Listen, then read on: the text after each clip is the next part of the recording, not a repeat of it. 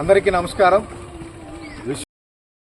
నట నందమూరి తారక రామారావు జయంతి సందర్భంగా ఈరోజు వైబిఎన్ పల్లిలోని ఆయన విగ్రహానికి పుష్పాంజలి ఘటించి ఘనంగా నివాళులర్పించడం జరిగింది.